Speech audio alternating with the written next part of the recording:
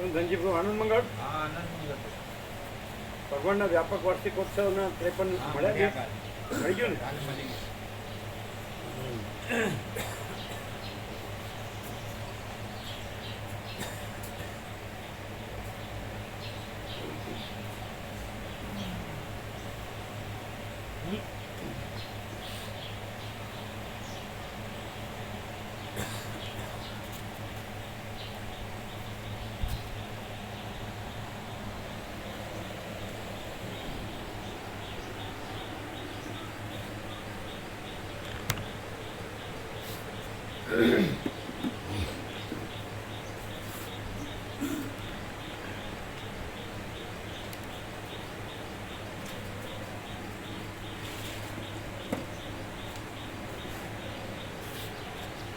આનંદ મંગળ પ્રભુ આ બ્રહ્મ કૃપા અન્નપૂર્ણા માટે ચાવલ લાવેલું દેશી ચાવલ.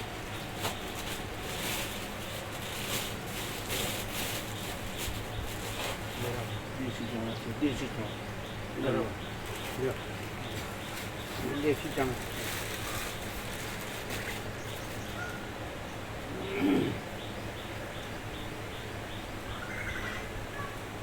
માં અન્નપૂર્ણા બ્રહ્મ પ્રસાદ નર્મદા બ્રહ્મ પ્રસાદ અન્ન હોય બ્રહ્મ બ્રહ્માર્પણમ બ્રહ્મ કૃપા હિ કેવલમ.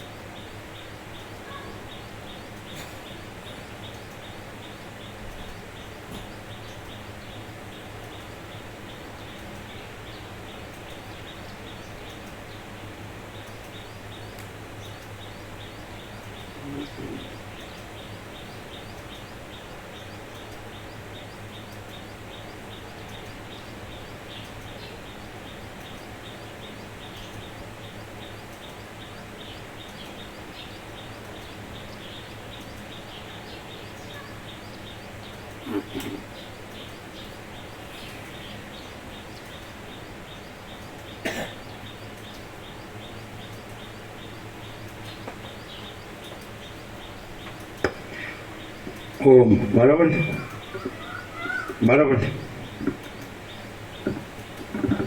અવાજ બરાબર છે કે ઓછો છે? થોડો ઓછો છે, કરો સરખું. ઓમ થોડો ઓછો છે. બધા કોન્ટેક્ટ જો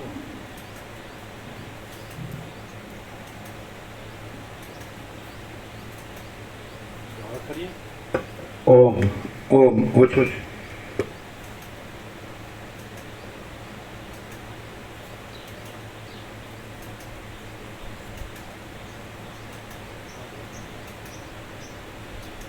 ઓમ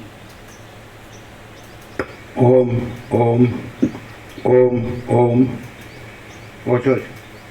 બધા કોન્ટેક્ટ જો મેઇનમાં પ્લગ જુઓ બધા.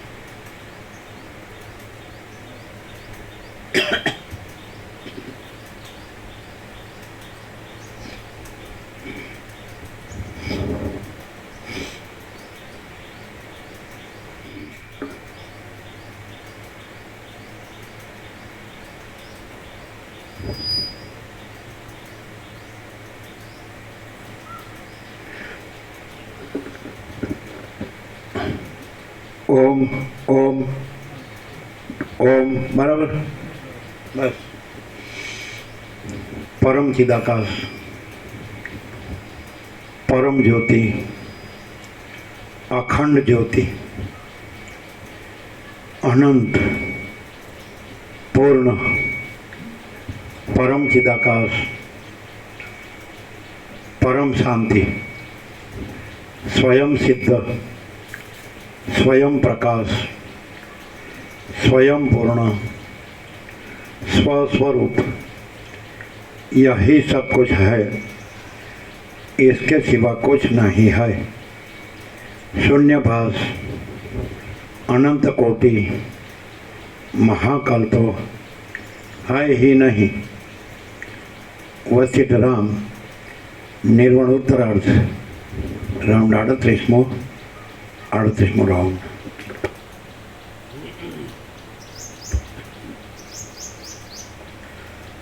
आद्य परब्रह्म सद्गुरुदेव की जय. ઓમ શ્રી પરમાત્મને નમઃ. સદગ્રંથોમાં શિરોમણી શ્રી યોગ વાસિષ્ઠ મહારામાયણ, છઠ્ઠું પ્રકરણ, નિર્વાણ ઉત્તરાર્ધ પ્રકરણ, પેજ નંબર 1590, 1590, સર્ગ 150મો. મુનિને પોતાના પૂર્વદેહમાં જવાની અશક્તિ વિશે. આ 150મા સર્ગમાં તે મુનિના વાક્ય વડે પોતાને આત્મજ્ઞાન થયા વિશે, તેની સાથે પોતાની સ્થિતિ થયા વિશે અને પૂર્વદેહમાં જવાની અશક્તિને લીધે દાહ આદિ થયા વિશે વર્ણન આવશે.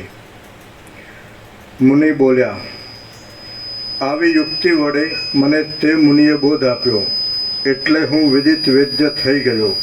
પછી તેમણે વિદાય માગી, પણ મેં તેમને લાંબી પ્રાર્થનાઓ કરીને જવા દીધા નહીં. આથી તે મહાત્માએ મર્યા જેવા બની મારે ત્યાં નિવાસ કર્યો. જે મુનિએ મને ચંદ્રમાના ઉદય જેવું શુભ વચન કહ્યું હતું, તે મુનિવર્ય આ તમારી પાસે જ રહેલા છે. પોતાના થોડા જ ઉપદેશ વડે મારા મોહને નિવૃત્ત કરનાર તથા દ્રશ્યના પૂર્વાપર પ્રસંગને જાણનાર અને કેમ જાણે મારું યજ્ઞ આદિ સુકૃત જ શરીરધારી થઈ આવી ઊભું હોય તેવા દેખાતા આ મહાત્માએ જ મને ઉપર વર્ણવ્યા પ્રમાણે કહ્યું હતું. અગ્નિદેવ બોલ્યા, એ મુનિનું એવું વચન સાંભળીને અહો, સ્વપ્ન સૃષ્ટિ અને તેનો ઉપદેશ કરનાર મુનિ શું મારી પ્રત્યક્ષ ઉભા છે? આમ વિસ્મય પામીને તે વ્યાદ જાણે ખિન્ન થયેલો હોય તેવો બની ગયો. વ્યાદ બોલ્યો, અહો મહારાજ, તમે સંસારના તાપને નિવૃત્ત કરનાર છો. તમે મને આજે કહ્યું છે તે તો બહુ આશ્ચર્યકારક છે. મને મારા મનમાં અસંભાવનાને લીધે બંધ બેસતું નથી. હે મહારાજ, આજે સ્વપ્નની અંદર જે મુનિને પોતાને ઉપદેશ આપનાર કહ્યા છે તેમને પાછા તમે આ જાગ્રત અવસ્થામાં પ્રત્યક્ષ રૂપે કહો છો અને તેમ તે અનુભવમાં પણ આવે છે. આ મને મોટું આશ્ચર્ય ભાસે છે. હે મુનીશ્વર, જેમ બાળકની બુદ્ધિમાં જાગ્રત અવસ્થામાં વેતાલ પોતાની પાસે સ્થિર રહેલો જણાય છે, તેમ આ સ્વપ્ન પુરુષરૂપ મહામુનિ જાગ્રત અવસ્થામાં પણ કેમ સ્થિર થઈ રહેલા છે? આ આશ્ચર્યકારક આખ્યાન આપ મને સંપૂર્ણ રીતે કહો. આ સ્વપ્નના પુરુષનું જાગ્રતમાં દર્શન કેવું? આ કોનું દર્શન થાય છે અને આ શું છે? જાગ્રત છે કે પછી આ સ્વપ્ન છે? મને તો ખરેખર આ સગળું અત્યંત વિસ્મય પમાડનાર છે. મુનિ બોલ્યા, હે મહાભાગ, ત્યાર પછી મારું જે કાંઈ આશ્ચર્યકારક વૃત્તાંત બન્યું તે હું સંક્ષેપથી કહું છું, તમે તે સાંભળો. તમે એકાએક અતિ ઉતાવળ ન કરો. આ તમારી પાસે બેઠેલા મુનિએ મને બોધ થવા માટે કેટલું એક વર્ણન કર્યું અને આ મહાત્માની તે બોધકારી વાણી વડે હું આત્મ સ્વરૂપને ઓળખનાર વિવેકી થઈ ગયો. આ મહાત્માના વચનથી મારા ચિત્તની બરાબર શુદ્ધિ થઈ. એટલે જેમ હેમંત ઋતુની નિવૃત્તિ થતાં આકાશ સ્વચ્છ થઈ જાય છે, તેમ મેં મારા પોતાના શુદ્ધ સ્વરૂપને ઓળખ્યું. અરે અહો, તે સમયે હું તે મુનિ હતો એવું ચિત્તમાં સ્ફુરી આવતા જ મને જબરું આશ્ચર્ય થયું અને તેથી હું જાણે હૃદયમાં આર્દ્ર થઈ ગયો. શ્રમથી પીડાયેલો કોઈ અજ્ઞાની પથિક જળની ઈચ્છા રાખી વ્યર્થ દેખાતા ઝાંઝવાના જળ તરફ દોડે છે અને તેથી છેતરાય છે, તે જ પ્રમાણે હું ભોગોમાં રાખેલી આસ્થા વડે છેતરાયો છું અને આ દશાને પ્રાપ્ત થયો છું. અહો, ખેદની વાત છે કે હું વિવેકી છું, છતાં જેમ કોઈ બાળક કેવળ ભ્રાંતિરૂપ અને મિથ્યા વેતાલથી છેતરાય છે, તેમ હું કેવળ ભ્રાંતિરૂપ અને મિથ્યા આ દ્રશ્યના ચમત્કારથી છેતરાયો છું. અહો, આશ્ચર્ય છે કે સર્વ અર્થથી રહિત આ મિથ્યા જ્ઞાનથી હું આ કેવી સ્થિતિમાં આવી પડ્યો છું. અથવા તો જે કાંઈ આ હું એવું સ્ફુરે છે તે પણ ભ્રાંતિ માત્ર છે અને મિથ્યા છે. છતાં અસત્ય પ્રપંચનું જે અનુકરણ કરવામાં આવે છે તે ખરેખર સેંકડો આશ્ચર્યને ઉત્પન્ન કરનારું છે. હું પણ નથી, આ દશા પણ નથી, આ દ્રશ્ય પણ નથી, કિંતુ બ્રહ્મ માત્ર છે. આ સર્વ મિથ્યા છતાં જાણે સત્ય હોય તેવું ભાસે છે. એ એક મોટું આશ્ચર્ય છે. હવે મારે અહીં શું કરવું? બંધને ભેદનારો એક અંકુર મારામાં રહેલો છે, પરંતુ છેવટે તે પણ તોડી નાખવા યોગ્ય છે એમ સમજીને તેનો પણ ત્યાગ કરી દઉં છું. આ વ્યર્થ રૂપે દેખાતી અવિદ્યા ભલે હો, એ ભ્રાંતિરૂપ અવિદ્યાને આપણને શું પ્રયોજન છે? માટે તે મિથ્યા ભ્રાંતિનો હું હમણાં જ ત્યાગ કરી દઉં છું. આ મને ઉપદેશ આપનાર મુનિ પણ ભ્રાંતિ માત્ર જ છે, અને તે પણ મારી પેઠે જ બ્રહ્મરૂપ છે. દિવસે વાદળામાં દેખાતા પુરુષના આકારની પેઠે તે બ્રહ્મમાં એક આભાસ રૂપે ભાસે છે. હવે મને જ્ઞાનનો ઉપદેશ આપનાર મહામુનિને હું આ વિષય કહું એવો વિચાર કરી મેં તે મુનિને કહ્યું, હે મુનિશ્રેષ્ઠ, હું મારા પોતાના આશ્રમમાં રહેલા પ્રથમના મુનિ શરીરને જોવા માગું છું. તેમજ જે પ્રાણીના શરીરમાં આ બધું દેખાય છે તેને પણ જોવા માટે બહાર જાઉં છું. આવા મારા વચન સાંભળી તે મહાત્મા મુનિવરે હસતા હસતા મને કહ્યું કે તમારા એ બંને દેહ ક્યાં રહ્યા છે? એ તો ભસ્મ થઈ જઈ બહુ દૂર જતા રહ્યા છે. અથવા તો હે ભૂતકાળને જાણનાર મહાશય, તમે પોતે જ ત્યાં જાઓ અને ત્યાં જઈ વૃત્તાંતનું અવલોકન કરો. જો તમે જોશો તો એ વિશેનો નિર્ણય થતાં સર્વ પોતાની મેળે જ તમારા જાણવામાં આવી જશે. એ પ્રમાણે એ મુનિએ કહ્યું. પછી હું પૂર્વના દેહનો વિચાર કરી ત્યાં જવાને ઈચ્છી રહ્યો. મેં મારા તે સ્થૂળ દેહ સંબંધી અનુસંધાનને અને સ્વપ્ન સંબંધી પ્રતિભાસિક સત્તા વડે ઉત્પન્ન થયેલ હું પાર્થિવ શરીર રૂપ જ છું એવા પ્રકારના પોતાના કાલ્પનિક રૂપને છોડી દીધું. હવે મેં મારા પ્રાણ ઉપાધિવાળા ચિદાત્માને, જીવને તેના પ્રાણ દ્વારા વાત વ્યૂહમાં જોડી દીધો. હે મુનિ, હું જ્યાં સુધી મારા પૂર્વ દેહને જોઈ અહીં આવું ત્યાં સુધી આપે અહીં જ રહેવું એમ એ મુનિને કહી મેં પવનની અંદર પ્રવેશ કર્યો. પછી એમાં પ્રવેશ કરી હું પવનરૂપી રથ ઉપર આરૂઢ થયો. જેમ પુષ્પની સુગંધ અનંત આકાશમાં ઘણા કાળ સુધી ભમ્યા કરે છે, તેમ હું પણ ત્વરાથી આકાશની અંદર ભમવા લાગ્યો. પછી હું ઘણા લાંબા સમય સુધી તેમાં ભમ્યો, પણ મને તેના ગળાનું છિદ્ર મળ્યું નહીં. આમ તે વાત વ્યૂહમાં ગૂંચવાઈ રહેવાથી મને ખેદ થવા લાગ્યો. વળી પાછો હું મારા આત્માના બંધન સ્તંભરૂપ એવા આ જગતમાં આવ્યો અને અહીં આ સર્વોત્તમ મુનિને મારી આગળ જ જોવા લાગ્યો. એ પછી એકાગ્ર થઈ હું ઘરની અંદર મુનિને પૂછવા લાગ્યો કે હે પૂર્વા પર જાણનારાઓમાં શ્રેષ્ઠ મુનિ મહારાજ, આ શું આશ્ચર્ય છે તે આપ કહો. આપ ઉત્તમ જ્ઞાન ચક્ષુથી સર્વ યથાર્થ રીતે જાણો છો. મેં જેના દેહની અંદર પ્રવેશ કર્યો તે પ્રાણીનો દેહ અને મારો પોતાનો દેહ બંને ક્યાં જતા રહ્યા અને તે પાછા કેમ વળ્યા નહીં? મેં ઠેઠ સ્થાવર પર્યંત પોતાના વિશાળ સંસાર મંડળમાં ભ્રમણ કર્યું, પરંતુ તે પ્રાણીના ગળાનું છિદ્ર મને કેમ મળ્યું નહીં? આ પ્રમાણે મુનિ પાસે જઈ મેં પૂછ્યું, એટલે તે મહાશય મુનિએ મને કહ્યું કે હે કમળના જેવા સુંદર નેત્રવાળા, નીચે ટાંચ છે. આ સંબોધન વાપરવાનો નિગૂઢ આશય એવો છે કે નેત્રના સૌંદર્ય માત્રથી જ કાંઈ આ વિષય જાણવામાં આવતો કે દેખાતો નથી, પણ તેના સાધન જુદા છે એવી સૂચના કરી છે એવું ટીકાકાર જણાવે છે. હે કમળના જેવા સુંદર નેત્રવાળા, તમે પોતાની મેળે જ મારા બતાવેલા ઉપાય વિના શી રીતે પૂર્વદેહના વૃત્તાંતને જાણી શકો? જો એ વિષય તમે યોગ વડે એકાગ્ર થયેલી બુદ્ધિ વડે જોશો તો હાથમાં રહેલા કમળની પેઠે નિઃશેષ રીતે તેને જાણી શકશો. કદાચિત તમારે તે જોવાની ઈચ્છા ન હોય અને મારા વચન વડે સાંભળવાની જ ઈચ્છા હોય તો હું બનેલા વૃત્તાંતને અનુસરી અખંડિત રીતે કહીશ, તે તમે સાંભળો. વસ્તુતઃ જોતા તમે આજે વ્યષ્ટિ જીવ રૂપે અનુભવમાં આવો છો તે તેવા રૂપે નથી જ.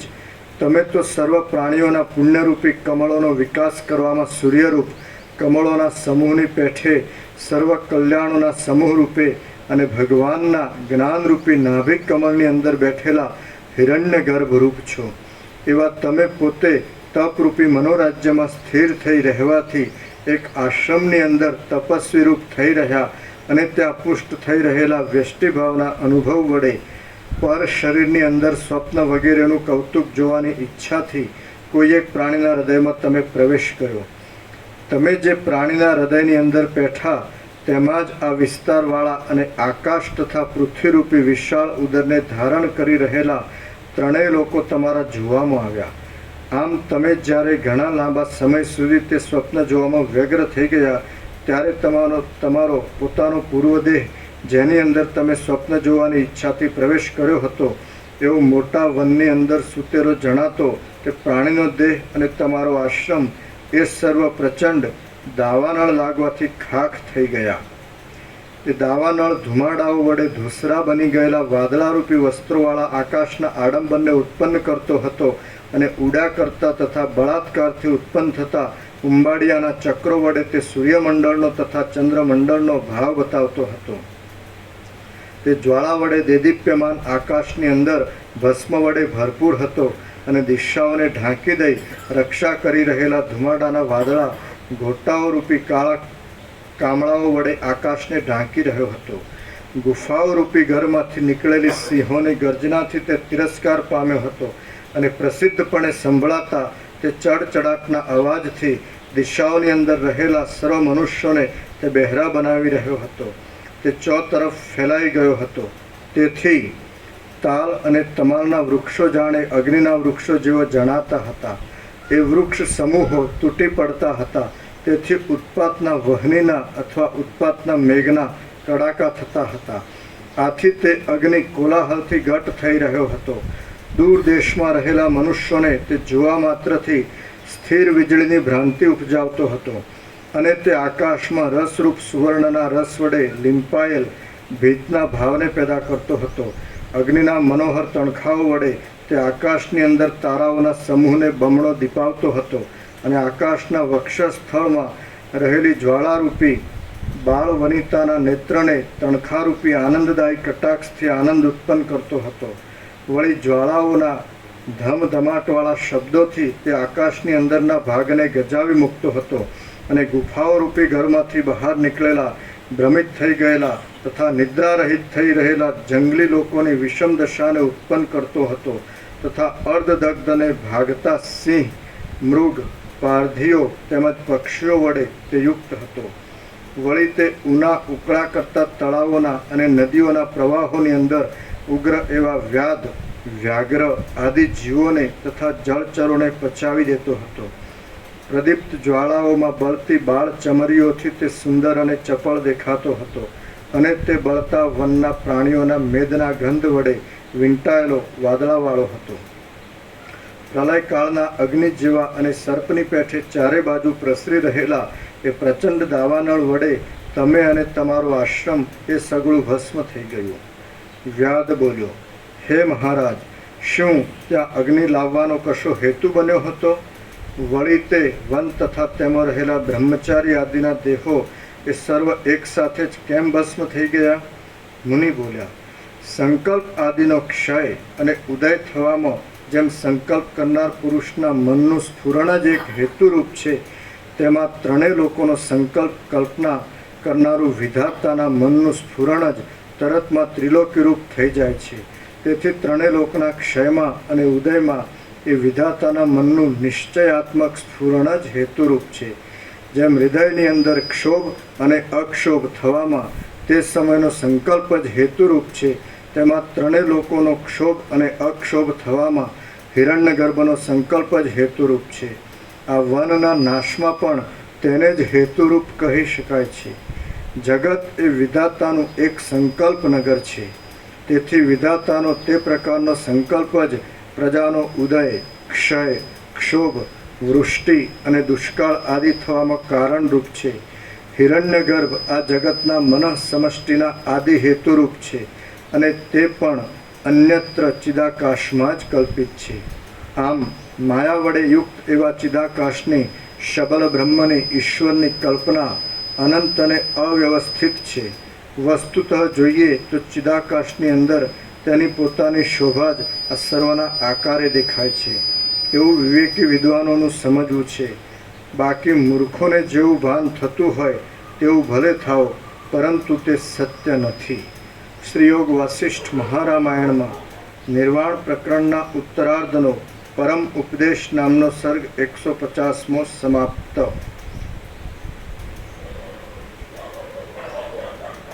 સર્ગ 151મો. અગ્નિ સર્વને બાળી નાખશે.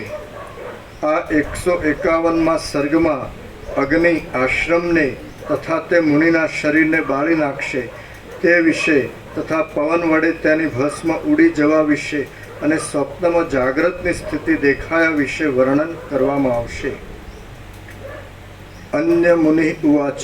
બીજા મુનિ બોલ્યા, ત્યાં તે નગર, તે ઘરો અને તે વૃક્ષો એ સર્વ સુકાયેલા ઘાસની પેઠે ક્ષણવારમાં ભસ્મ થઈ ગયું. જેના અતિ સંતાપથી શિલાઓ પણ ફાટી જાય એવા આશ્રમની અંદર તમે રહ્યા હતા અને સૂતા હતા. તમારા તે બંને શરીર એ જ પ્રમાણે ત્યાં ભસ્મરૂપ થઈ ગયા. પછી તે અગ્નિ વનને નિઃશેષ કરી દઈ ધીરે ધીરે શાંત થઈ ગયો અને પછી સમુદ્રનું પાન કરનાર અગસ્ત્યની પેઠે તે અસ્તને પણ પ્રાપ્ત થયો. આમ તે અગ્નિ શાંત થઈ ગયો એટલે પછી પ્રથમ પ્રજ્વલિત અને પછી તે શીતળ એવી તે સર્વ ભસ્મને વાયુએ પુષ્પોના સમૂહની પેઠે રજરૂપે વિખેરી નાખી. આથી જેમ જાગ્રત અવસ્થામાં સ્વપ્નનગર ન દેખાય તેમ તે આશ્રમ ક્યાં હતો, તે બંને શરીર ક્યાં હતા અને કરંડિયાની પેઠે અનેક જન્મ સમૂહના આશ્રયરૂપ તે તમારા નગર પણ ક્યાં હતું તે કશું જણાતું નથી. તમારા એ બંને શરીરો નાશ પામ્યા એટલે સિદ્ધ થાય છે કે સ્વપ્નમાં તમને ભ્રમ થયો હતો. તેથી તમારો ચિદાત્મા જ એ સર્વરૂપે જણાયો હતો. આથી જ તે પુરુષનું ગળાનું છિદ્ર તથા તમારો તે વિરાટ પુરુષ હમણાં ક્યાં દેખાય છે? ઓજ સહિત તે સૂઈ ગયો હતો, તેથી ઓજ સહિત તેના દેહનો અગ્નિથી દાહ થઈ ગયો. હે મુનિ, તેથી જ એ બંને દેહ તમારા જોવામાં આવ્યા નહીં. હમણાં તમે અનંત એવા સ્વપ્ન સંસારરૂપી જાગ્રતમાં રહેલા છો. હે સુંદર વ્રતધારી, એ પ્રમાણે આ સ્વપ્ન જ જાગ્રત ભાવને પ્રાપ્ત થઈ રહેલું છે અને અહીં અમે સર્વ તમારા સ્વપ્ન નર જ છીએ. અમે તમારા સ્વપ્ન નરરૂપ, તમે અમારા સ્વપ્ન નરરૂપ છો અને અમે તમારા સ્વપ્ન નરરૂપ છીએ. વસ્તુતઃ જોઈએ તો આત્મારૂપ ચિદાકાશ સર્વદા પોતાના અદ્વિતીય સ્વરૂપમાં જ રહેલું છે. તમે જો કે પ્રથમ સ્વપ્ન નરરૂપ છો તો પણ તે દિવસથી માંડીને તમને જાગ્રતની પ્રતીતિ થઈ છે. આથી તમે જાગ્રત અવસ્થાના નરરૂપ થઈ રહ્યા છો અને ગૃહસ્થપણામાં જ સારી રીતે સ્થિર થઈ રહેલા છો. આ સર્વ આદિથી માંડી અંત સુધી જેવું બન્યું છે તેવું કહી બતાવ્યું છે. આ અનુભૂત છે અને સારી પેઠે દ્રશ્ય રૂપે જોયેલું છે. સંદેહ રહેતો હોય તો તમે પોતે તે ધ્યાન વડે જોઈ શકો છો. આકાશની અંદર પ્રસરી રહેલા સુવર્ણના જેવા તડકાની પેઠે જે પ્રકાશ રૂપે સર્વત્ર પ્રસરી રહેલો છે તે આદિ મધ્ય અને અંતથી રહિત એવો ચિદગન આત્મા પોતાની કલ્પના શક્તિના ઉફાળા વડે ચપળરૂપ બની જાય છે. તે પોતે ચિન્મય છે, છતાં પોતાના આત્માની અંદર પ્રકટ થઈ રહેલી શુભ અશુભ તથા મિશ્ર સૃષ્ટિઓને આકારે વિવર્ત રૂપે પ્રતીતિમાં આવે છે. શ્રી યોગ વાસિષ્ઠ મહારામાયણમાં નિર્વાણ પ્રકરણના ઉત્તરાર્ધનો અગ્નિ સર્વને બાળી નાખશે નામનો સર્ગ 151મો સમાપ્ત. સર્ગ 152મો. સ્વપ્ન પદાર્થની સત્યતા વિશેની શંકાનું નિવારણ. આ 152મા સર્ગમાં બીજા મુનિ તે મુનિની સ્વપ્નના પદાર્થોની સત્યતા વિશેની આશંકાને નિવૃત્ત કરી તેના વ્યાધના ગુરુપણા વિશે વર્ણન કરશે. મુનિ બોલ્યા, મને ઉપર પ્રમાણે કહી તે મુનિ રાત્રિ સમયે પોતાના શયનની અંદર મૌન ધારણ કરી રહ્યા અને હું તો પછી જાણે પવનના સમૂહમાં વહ્યો જતો હોઉં તેમ વિસ્મય વડે વ્યાપ્ત બની ગયો. પછી મેં તેને ઘણી વારે કહ્યું કે હે મુનિ શ્રેષ્ઠ, હે મહાસમર્થ, ખરેખર આ સર્વ સ્વપ્ન સદરૂપ છે એમ મને જણાય છે. મુનિ બોલ્યા. બીજા મુનિ બોલ્યા, જો બીજું જાગ્રત આદિ કાંઈ સત્ય સંભવતું હોય તો હજી આ સ્વપ્ન આદિ શું સત્ય છે એવો વિસ્મય ઘટે. પરંતુ જ્યાં જાગ્રત સંબંધી દ્રશ્યની પણ અસત્તા છે એટલે કે તે પણ મિથ્યાભૂત છે, ત્યાં પછી સ્વપ્ન આદિની સત્યતાના યથાર્થપણા વિશે તે શી વાત કરવી? સ્વપ્નની પેઠે જ આ સૃષ્ટિ પ્રથમ ભાસે છે અને તે વસ્તુતઃ પૃથ્વી આદિથી રહિત છતાં સ્વપ્નની પેઠે જ પૃથ્વી આદિ વડે યુક્ત દેખાય છે. હે કમળપત્રના સુંદર જેવા સુંદર નેત્રવાળા વ્યાધના મહાગુરુ મુનિ, આજના આપણા સ્વપ્ન કરતાં પણ જાગ્રત રૂપે પ્રસિદ્ધ આ સૃષ્ટિરૂપી સ્વપ્ન વધારે શુદ્ધ ચિદરૂપ છે. આ વિશે હું યુક્તિ કહું તે તમે સાંભળો. આજે જાગ્રત અવસ્થામાં દીઠેલા પદ પદાર્થના સંસ્કારો બુદ્ધિમાં ચોંટી જાય છે. તેથી રાત્રિએ સૂઈ જતાં સ્વપ્નમાં જે કાંઈ તમને શબ્દ અને અર્થની પ્રતીતિ થાય છે તેમાં સંસ્કાર આદિ સામગ્રી છે. આથી તેને કદાચ સત્ય પણ કહી શકાય, પરંતુ સૃષ્ટિના આદિકાળમાં તે સમયે કે તે પહેલાં બીજું કશું ન હોવાથી તથા પૂર્વ સૃષ્ટિના સંસ્કારો વચમાં પ્રલયકાળનો મોટો અંતરાય આવી જતા નાશ પામ્યા હોવાથી આ સૃષ્ટિરૂપી સ્વપ્ન તો ચિદાકાશની અંદર પ્રથમ જ દ્રશ્ય રૂપે પ્રતીતિમાં આવે છે. હે મુનિ, એવી રીતે આ વિસ્તારવાળું સ્વપ્ન જગત સાવ મિથ્યા છે, તો પણ ચિદાત્મામાં રહેલી સત્તા વડે તે તેને સત્ય જેવું અનુભવે છે. તેમાં તમને શો સંદેહ રહે છે? ઉપર પ્રમાણે બોલતા તે મુનિ તે બીજા મુનિના વાક્યનો આક્ષેપ કરી વચમાં બીજી વાત નાખી. મેં તેમને પૂછ્યું કે આપ મને વ્યાધના ગુરુ ઠરાવો છો, તો તે શી રીતે એ કહો. બીજા મુનિ બોલ્યા, આ એક બીજું આખ્યાન છે, તે તમે સાંભળો. હે મહાબુદ્ધિશાળી મુનિ, હું તમને સંક્ષેપથી કહું છું, કેમ કે વિસ્તાર કરવા બેસું તો તેનો અંત આવે એવું નથી. જ્યાં સુધી તમે વ્યાધના ગુરુ થશો ત્યાં સુધી હું અહીં જ છું. હે મુનિશ્રેષ્ઠ, તમે અતિ દીર્ઘકાળથી તપ કર્યા કરો છો અને અત્યંત ધાર્મિક છો. તમે મારું સત્ય વચન સાંભળીને અહીં તમારે ઘેર જ પ્રીતિ કરી રહેશો. આ હું પણ અહીં જ રહ્યો છું અને તમે મને રજા આપશો નહીં. હું પણ તમારી સેવા વડે તમારી સાથે અહીં જ રહીશ અને દૈવનો નિશ્ચય છે, એવો દૈવનો નિશ્ચય છે. પછી હે સુશીલ મુનિ, કેટલાક વર્ષો વીત્યા બાદ તમારા સર્વ બંધુઓ દુકાળથી નાશ પામશે. ત્યારે વેર બળ આદિ વડે મત્ત તથા સીમાડાના અંતમાં રહેલા ખંડિયા રાજાઓનું પરસ્પર યુદ્ધ થશે. એટલે પ્રાણીઓ ઓછા થઈ જશે અને આ આખું ગામ પોતાનું ઘર છોડી ભાગી જશે. પછી દુઃખને નહીં જાણનાર પરસ્પર આશ્વાસના કરી રહેલા વિદિત વેદ્ય હોવાથી શાંત, સર્વત્ર સમાન દ્રષ્ટિવાળા અને સર્વ વિષયોમાં નિસ્પૃહ આપણે બંને સૂર્યચંદ્રની પેઠે કોઈ એક શૂન્ય વૃક્ષ ખંડોના સમૂહમાં સમાન આચરણ ધારણ કરી અહીં સાથે જ રહીશું. પછી આ અરણ્યની અંદર કાળે કરીને એક ઉત્તમ વન થઈ રહેશે. તે શાલ, તાલ તથા બીજી લતાઓના સમૂહ વડે આખા ભૂલોકને ઢાંકી દેતું હશે. તાલ તથા તમાલ વૃક્ષોના પત્રોના તાંડવ નૃત્યથી દિશાઓને શોભાવતું હશે.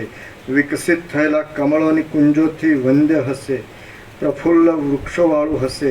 શબ્દ કરતા ચકોર પક્ષીઓના સમૂહવાળી સુંદર લતાઓને નિકુંજોથી સુશોભિત હશે.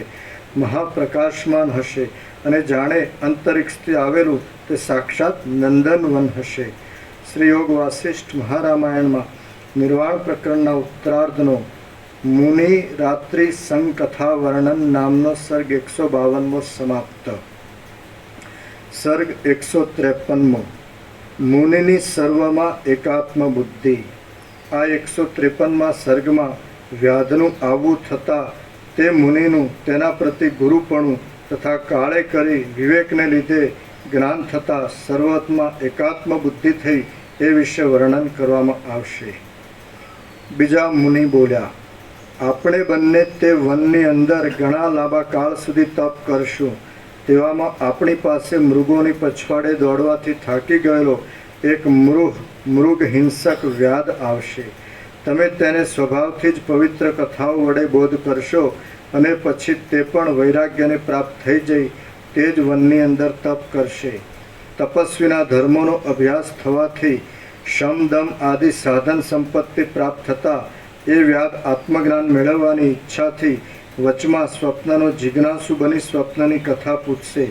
સ્વપ્નના પ્રસંગથી તમે તેને અખંડિત આત્મજ્ઞાનનો બોધ કરશો એટલે જ તેનામાં યોગ્યતા આવશે. આ પ્રમાણે તમે તે વ્યાધના ગુરુ થશો. તેથી હે પ્રિય મુનિ, મેં તમને વ્યાધ ગુરુ કહ્યા છે. એવી રીતે જેવો આ સંસારનો ભ્રમ છે, જેવો હું છું, જેવા તમે છો અને જે કાંઈ હવે પછી થવાનું છે તે તે સર્વ મેં તમને કહી બતાવ્યું છે. ઉપર પ્રમાણે તે બીજા મુનિએ કહ્યું એટલે વિસ્મય વડે આકુળ બની ગયેલી બુદ્ધિ વડે મેં તેમની સાથે વિચાર કર્યો અને હું પરમ વિસ્મયને પ્રાપ્ત થઈ ગયો. પછી તે રાત્રિ વીત્યા બાદ પ્રાતઃકાળમાં મેં તે મહામુનિની એવા પ્રકારથી સેવા કરી કે તે ત્યાં જ પ્રીતિ બાંધી રાખી રહ્યા. પછી તે વનના ગૃહની અંદર અને ગામડાના ગૃહની અંદર અમે બંને સ્થિર બુદ્ધિ કરી પરસ્પર પ્રીતિ બાંધી રહ્યા. ત્યારથી ઋતુ સંવત્સર આદિરૂપ સમય આમ જ વ્યતીત થતો રહે છે. હું પર્વતની પેઠે અચળપણે રહીને પ્રાપ્ત થયેલા ઇષ્ટ અનિષ્ટ ભાવોને સ્વીકારું છું અને ત્યજું છું. હું મરણ પણ ઈચ્છતો નથી તેમ જીવિત પણ ઈચ્છતો નથી, છતાં હું યથાસ્થિતપણે શીતળ સ્થિતિમાં રહ્યો છું. પછી મેં ત્યાં આ દ્રશ્યમંડળ વિશે વિચાર કરવા માંડ્યો કે આ દ્રશ્યનું શું કારણ હશે? આ જીવ અને ચિત્ત વડે કેવી રીતનું જાણે છે? આ પદાર્થોના સમુદાય શું છે? તેનું કારણ શું છે? આ સ્વપ્ન સૃષ્ટિ એક ચિદાકાશ રૂપ જ છે અને તેની અંદર સ્વર્ગ, પૃથ્વી, વાયુ, આકાશ, પર્વતો, નદીઓ તથા દિશાઓ પ્રતીતિમાં આવે છે. પણ વસ્તુતઃ જોતા પોતાના સ્વરૂપમાં રહેનાર ચિદાકાશ જ એ સર્વના આકારે વિવર્ત રૂપે થઈ રહેલું છે. ચિદાકાશરૂપ ચાંદની ચારે દિશાઓમાં પોતાનો જે કાંઈ પ્રકાશને પ્રસારી દે છે તે જ આ જગત રૂપે ભાસે છે. એ જગત તે ચિદાકાશની અંદર વિચિત્ર પ્રકારના એક ચિત્ર જેવું દેખાય છે અને વસ્તુતઃ નિરાકાર છે. આ પર્વતો નથી, આ પૃથ્વી નથી, આ આકાશ પણ નથી અને આ હું પણ નથી. માત્ર ચિદાકાશનો એક વિવર્ત જ આ સર્વના આકારે ભાસ્યા કરે છે. જો સર્વ ચિન્માત્રનો જ વિવર્ત છે તો પછી પદાર્થ સમૂહનું શું કારણ છે અને તેમનું સાકારપણું થવામાં પણ કારણ વિના શા પ્રયોજનનો સંભવ છે? જો આ સર્વ ભ્રાંતિ માત્ર જ છે એમ કહીએ તો ભ્રાંતિનું શું કારણ છે? અને ભ્રાંતિનો દ્રષ્ટા તથા મનન કરનારો પણ કોણ છે? તથા તેનું કારણ કેવું અને કોના આધારે રહેલું છે? હું ચિન્માત્ર છું, જેના દેહની અંદર પ્રવેશ કરી હૃદયના ઓજમાં રહ્યો હતો. તે પ્રાણી મારા દેહની સાથે જ નિઃશેષપણે ભસ્મરૂપ થઈ ગયો છે. માટે મારો દેહ અને તે પ્રાણીનો દેહ એ વગેરે કશું વસ્તુતઃ છે જ નહીં. આથી સર્વ અનાદિ અને અનંત ચિદાકાશના એક આભાસ રૂપ છે. તેમાં કર્તા, કર્મ, કરણ, કારણ આદિ કશું નથી, પરંતુ ક્રમ વિના સર્વ ચિદેક રસ છે. ઘટ, પટ અને વિવર આદિ સર્વ જ્યારે ચિદાકાશ જ એક વિવર્ત છે તો પછી ઘટ, પટ અને વિવર આદિ આકારને જણાવનાર તેમનું સ્ફુટરૂપ ક્યાંથી ઉત્પન્ન થયું? વસ્તુતઃ જોતા તો ચિદાકાશનો વિવર્ત નથી, કિંતુ કેવળ ચિદાકાશ જ છે. કેમ કે ચિદાકાશનો શો વિવર્ત હોય અને કેવો હોય? એ આકાશ શી રીતે અને શા વિવર્તને ઉત્પન્ન કરી? આ દ્રશ્ય પ્રપંચ ચિદરૂપ મહાસાગરના એક પરપોટા જેવો છે. તેમાં વળી કાંઈ નવીન રૂપે વિવર્ત ભાવ શો હોય? આ પ્રપંચ સ્વભાવે જ એક વિવર્ત રૂપ દેખાય છે, પરંતુ અનંત ચિદેક રસ રૂપે જ તે રહેલો છે. શુદ્ધ ચિન્માત્ર તત્વનો જ આ સર્વ વિલાસ છે અને બ્રહ્મ જ સત્ય છે. એ બ્રહ્મ વિશાળ પોતાના ચિદરૂપે સર્વત્ર એક રસ છે અને તે જ જાણે આ દ્રશ્ય રૂપે થઈ રહ્યું હોય તેવી પ્રતીતિ થાય છે. બાકી તે અદ્વિતીય તત્વમાં દ્રશ્યપણું અને દ્રષ્ટાપણું ક્યાં રહ્યું? દેશ તથા કાળ વડે અનાદિ, અનંત, અપરિમેય, એક સર્વવ્યાપી, કાર્યકારણની સત્તાથી રહિત, સદરૂપ અને પોતાની સત્તા વડે જાણે જગત, શૈલ તથા દિશાઓના અંતો આદિ અનેક આકારે થઈ રહેલા, છતાં વસ્તુતઃ અદ્વિતીય જે કાંઈ અનિર્વાચ્ય ચૈતન્ય તત્વ છે તે જ આ સર્વરૂપે દેખાય છે. શ્રીયોગ વાસિષ્ઠ મહારામાયણમાં નિર્વાણ પ્રકરણના ઉત્તરાર્ધનો સર્વ એકાત્મ્ય પ્રતિપાદન નામનો સર્ગ 153મો સમાપ્ત. સર્ગ 154મો અભ્યાસની આવશ્યકતા. આ 154મા સર્ગમાં મુનિ વિચાર વડે થયેલી પોતાની જીવનમુક્ત સ્થિતિ વિશે કહેશે અને અભ્યાસથી રહિત એવા વ્યાધની અવ્યવસ્થિત સ્થિતિ વિશે વર્ણન કરવામાં આવશે. મુનિ બોલ્યા, આ દ્રશ્યના સંબંધમાં હું આ પ્રમાણે નિર્ણય કરીને સંતાપ રહિત થઈ ગયો છું. હવે રાગ, આશંકા અને અહંકારથી પણ રહિત થઈ જઈને હું નિર્વાણ દશામાં સ્થિર થઈ રહ્યો છું. આધાર અને આધેય ભાવથી તથા અભિમાનથી રહિત અને ઉપાધિથી રહિત બની હું પોતાના સ્વરૂપમાં સ્થિર રહી શાંત થઈ ગયો છું અને સૃષ્ટિના આત્મા રૂપે નિરંતર પ્રકાશિત થઈ રહ્યો છું. હું યથાપ્રાપ્ત વ્યવહાર કરે જાઉં છું અને વસ્તુતઃ જોતા કશું પણ કોઈ પણ દિવસ કરતો નથી, કેમ કે પોતે આકાશના જેવો નિર્વિકાર એટલે ચિદાકાશ રૂપ છું અને નિષ્ક્રિય છું. તેમાં વળી કરતાપણું કેવું હોય? સ્વર્ગ, પૃથ્વી, આકાશ, વાયુ, પર્વતો, નદીઓ અને દિશાઓ એક આત્મારૂપ હોય ચિદાકાશ રૂપ જ છે. સર્વ પ્રાણીઓનો અને પંચમહાભૂતોનો સમૂહ વસ્તુતઃ જોતા એક ચિદેક રૂપ છે. હું શાંત થઈ રહ્યો છું, નિર્વાણને પ્રાપ્ત થઈ ગયો છું અને કેવળ સુખમાં જ રહું છું. મારી દ્રષ્ટિમાં વિધિ કે પ્રતિષેધ કશું નથી. આ કશો બહારનો કે અંદરનો પણ ભેદ નથી. હે વ્યાદ, એવી રીતે હું યથાસ્થિતપણે એક જ સ્થિતિમાં રહું છું. ત્યાં કાકતાલીયની પેઠે આજે તમે મારી પાસે આવી ચડ્યા છો. આમ જેવી સ્વપ્ન અવસ્થા છે, જેવા અમે છીએ, જેવું આ જગત છે, જેવા તમે છો અને જેવું આ દ્રશ્ય છે, તે સર્વ મેં તમને કહી બતાવ્યું. જેવા તમે દ્રષ્ટા છો, જેવું આ અંદરનું દ્રશ્ય છે, જેવું આ આગળ દેખાતું બહારનું દ્રશ્ય છે, જેવા તેમની અંદર થનાર રાગ, દ્વેષ આદિ ભાવો છે, જેવું બ્રહ્મ છે અને જેવા આ આપણી પાસે રહેલ મનુષ્યોના સમૂહ છે, તે સર્વ મેં તમને કહી સંભળાવેલું છે.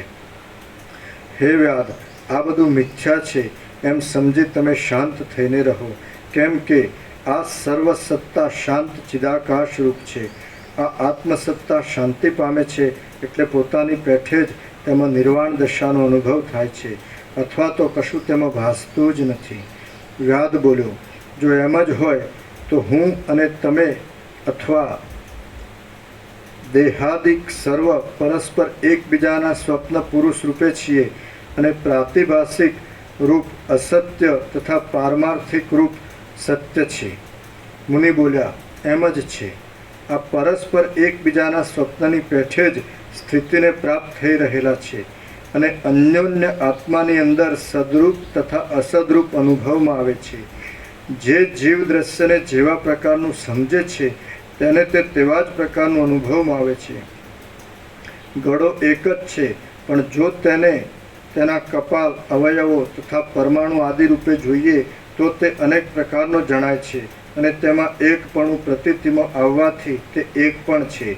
તે જ પ્રમાણે એક જ પરબ્રહ્મ વસ્તુ વિવર્ત ભાવથી નાના પ્રકારે થઈ રહેલ છે અને એકરૂપ પણ છે. તેમાં જેઓ ભેદદર્શી છે તેમને એકતા વિશે અસત્યપણું લાગે છે અને જેઓ એકતાને માનનાર છે તેમને અનેકપણું અસત્ય જણાય છે. બંનેને તટસ્થ રૂપે જોનારામાં બંને ભાવની પ્રતીતિ થાય છે, પરંતુ તત્વવેત્તાઓની દ્રષ્ટિમાં તો જાગ્રત અવસ્થામાં સ્ફુરી આવતા સ્વપ્ન નગરના જેવું છે, કેવળ ચિદ્રૂપ જ અનુભવમાં આવે છે. તે પ્રથમ કોઈ દિવસ ન દીઠેલા દૂર દેખાતા નગરના જેવું આભાસરૂપ છે. આમ આ સર્વ મેં તમને યથાર્થ રીતે કહી બતાવ્યું છે. મેં તમને હંમેશા બોધ આપ્યો છે. તમે પોતે ડાહ્યા છો, વિવેકી છો અને સર્વ જાણો છો, માટે તમે હવે જેમ તમારી ઈચ્છા હોય તેમ સુખથી રહો. હું તમને આ પ્રમાણે બોધ આપ્યા કરું છું, પરંતુ હે વ્યાદ,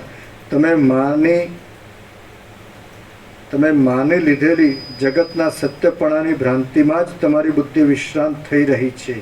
જો કે ક્ષણવાર પ્રબોધને ઉદય થતાં તેમાં વિશ્રાંત થાય છે, પરંતુ હજી દ્રઢ રીતે તે પરમપદમાં વિશ્રાંત નથી થતી. જળ ધારણ કરવા રૂપી કાર્યના સંબંધમાં જેમ લાકડું, કમંડલું આદિ આકાર રૂપે પરિણામ ન પામે તો તેમાં જળ રહી શકતું નથી, તેમ આ બોધ પણ અભ્યાસ વડે પરમ ઉત્કૃષ્ટ પ્રખર પરિણામને ન પામે તો તે ચિત્તની અંદર પ્રવેશ કરતો નથી. ગુરુ અને સત્શાસ્ત્રોના એક સેવનને લીધે અને અભ્યાસ વડે ચિત્ત બોધની અંદર વિશ્રાંત થાય છે તથા તેની દ્વૈત અદ્વૈત સંબંધી સર્વદ્રષ્ટિ ક્ષીણ થઈ જાય છે, એટલે ચિત્તની નિર્વાણ દશા થાય છે, એમ અનુભવીઓનું કહેવું છે. માન અને મોહથી રહિત સંગદોષને જીતેલા, નિરંતર અધ્યાત્મ વિષયમાં સ્થિર રહેલા, કામના રહિત, સુખ દુઃખ નામક દ્વંદ્વોથી મુક્ત અને મૂઢતાથી રહિત તત્વવેત્તાઓ તે અવિનાશી પરમપદને પામે છે. શ્રી યોગ વાસિષ્ઠ મહારામાયણમાં નિર્વાણ પ્રકરણના ઉત્તરાર્ધનો યથાભૂતાર્થ વર્ણન નામનો સર્ગ 154મો સમાપ્ત. સર્ગ 155મો વ્યાધની તપશ્ચર્યા વગેરે. આ 155મા સર્ગમાં વ્યાધના મૂળ તપ વડે ઘણા લાંબા કાળના ક્લેશને લીધે વિધાતાનું વરદાન મળતા આકાશ ગતિ, શરીરનું વધવું તથા મરણ થયા વિશે મુનિ વર્ણન કરશે. અગ્નિદેવ બોલ્યા, એ પ્રમાણે તે મુનિના વચન સાંભળી એ વ્યાધ તે વનની અંદર ચિત્રમાં આલેખેલી પ્રતિમાની પેઠે વિસ્મયથી જડ જેવો બની ગયો. તેનું ચિત્ત પોતાના અભ્યાસ વિના પરમપદમાં વિશ્રાંત થયું નહીં.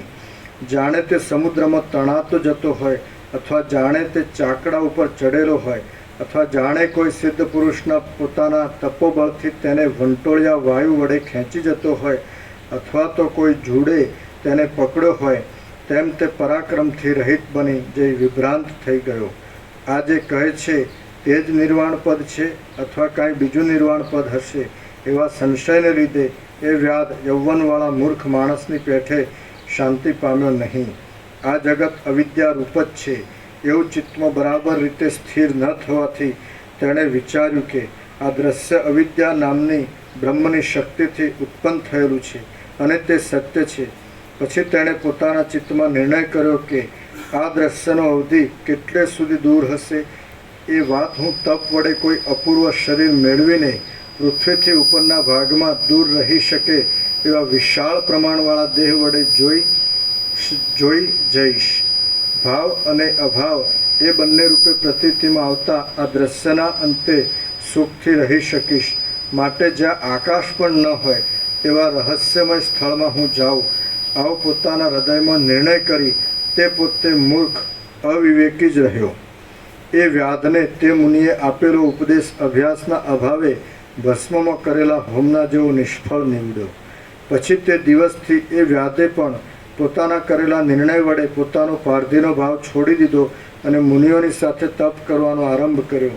એ જગતની અંદર મુનિઓની સાથે નિવાસ કરી તપસ્વીના ધર્મો પાળી ઘણા હજારો વર્ષો સુધી તેણે મોટું તપ કર્યું.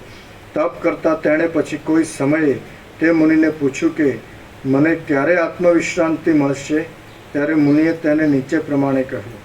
મુનિ બોલ્યા, મેં તમને જે જ્ઞાનનો ઉપદેશ કર્યો છે તે જીર્ણ કાષ્ઠમાં રહેલા અલ્પ અગ્નિની પેઠે તમારા હૃદયમાં અલ્પ રૂપે અથવા નિગૂઢ રૂપે રહેલું છે. હમણાં પરંતુ તે હમણાં જ બાળી શકાય તેવા અને બાળી નાખવાને યોગ્ય તેવા આ દ્રશ્યરૂપી અનર્થને દબાવી શકતું નથી. અને અભ્યાસના અભાવને લીધે તમે પરમ મંગળમય જ્ઞાનને વિશે વિશ્રાંત થયા નથી. અભ્યાસ વડે ઘણા લાંબા કાળ તમે જ્ઞાનમાં અત્યંત વિશ્રામ પામશો. હવે પછી હું તમને તમારા ભાવિ વિશે નિર્ણય કહું તે તમે સાંભળો. તે નિર્ણય તમને કર્ણના આભૂષણ જેવો અને ભૂતકાળમાં આશ્ચર્ય ઉપજાવે તેવો છે. તમે જો કે આત્મજ્ઞાન માટે આરંભ કર્યો છે, છતાં તમે આત્માને જ્ઞાનના સ્થિર સાર રૂપે ઓળખ્યો નથી. તેથી તમારું ચિત્ત હિંડોળાના જેવું ચપળ છે. તમે મૂર્ખની ગણતરીમાં પણ નથી, તેમ પંડિતની ગણતરીમાં પણ નથી. વિસ્તારવાળું આ અવિદ્યારૂપી જગત કેવડું હશે એવા પોતાના વિકલ્પ વડે તમે તપ કરવાનો આરંભ કર્યો છે. હજી આવું ઘોર વિશાળ તપ તમારે સેંકડો યુગ સુધી અનેક જન્મો પર્યંત કરવાનું છે. ત્યાર પછી ભગવાન બ્રહ્મા પ્રસન્ન થઈને દેવતાઓ સાથે તમારી પાસે આવશે. હે શ્રેષ્ઠ વ્યાધ, શ્રેષ્ઠ નીચે ટાંચ છે. પોતાની જાતિમાં પ્રસિદ્ધ એવા હિંસા આદિ અનર્થોનો ત્યાગ કરી દેવાથી તથા તપમાં પ્રવૃત્ત હોવાથી વ્યાધને શ્રેષ્ઠ એવું વિશેષણ આપ્યું છે.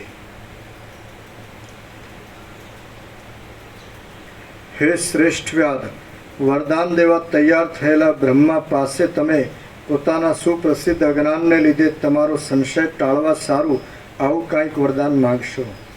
હે મહારાજ, આ દેખાતી દ્રશ્યરૂપ અવિદ્યાની ભ્રાંતિ જ્યાં સુધી કાયમ છે ત્યાં સુધી અરીસાની પેઠે નિર્મળ રૂપે રહેલ બ્રહ્મની અંદર પ્રતિબિંબરૂપ મેલથી મુક્ત એવો કોઈ પણ ભાગ નથી. પરમાણુ જેવો સૂક્ષ્મ આકારે રહેનારા અને અંદર રહેનાર ચિદાકાશરૂપી દર્પણમાં પણ તે જ્યાં હોય ત્યાં જગત પ્રતિબિંબિત થયેલું દેખાય છે. માટે અનેક અનર્થો પેદા કરનારું આ દ્રશ્ય કેવું હશે અને તેને અંતે અનંત આકાશના જેવું બ્રહ્મ કેટલેક દૂર હશે તે મારે અવશ્ય જોવું છે. તે અર્થને હું પ્રત્યક્ષ અનુભવ કરવા માટે નીચેનું વરદાન માંગુ છું. હે દેવ, હે ઈશ્વર, આપ તે સાંભળો અને આપ મને નિર્વિઘ્ને તરત આપો. આ મારું શરીર નિરોગ અને સ્વચ્છંદ મૃત્યુવાળું થાવો. સ્વચ્છંદ માટે લખ્યું છે પોતાની ઈચ્છા અનુસાર મૃત્યુને સ્વાધીન કરવાની યોગ માર્ગમાં એક જાતની સિદ્ધિ બતાવી છે તે વડે યુક્ત. આ મારું શરીર નિરોગ અને સ્વચ્છંદ મૃત્યુવાળું થાવો. તેમજ તે ગરુડના જેવા વેગ વડે આકાશમાં ગતિ કરનાર થાવો. પ્રત્યેક ક્ષણે પ્રત્યેક અવયવની અંદર આ શરીરની યોજન પર્યંત વૃદ્ધિ થતી રહો અને ક્રમે કરીને જગતના બાહ્ય પ્રદેશમાં જતા તે આકાશના જેવા વિશાળ રૂપને ધારણ કરનાર થાવો. હે પરમેશ્વર, હું આકાશ સાથેના આ અનંત દ્રશ્યનો અંત જોઈ શકું એ જ મારું મુખ્ય વરદાન છે. હે સુશીલ વ્યાદ, તમે જ્યારે એ પ્રમાણે વરદાન માગશો ત્યારે દેવોના દેવ એવા મહાસમર્થ બ્રહ્મા ભલે તેમ થાઓ એવું કહેશે અને તમને વરદાન આપીને અંતર્ધાન થઈ જશે. આમ સ્વર્ગપતિ એવા તે મહાદેવ બ્રહ્મા પધારી જશે. ત્યાર પછી તપ વડે દુબળો પડી ગયેલો તમારો દેહ ચંદ્રમાના જેવો કાંતિવાળો થઈ જશે.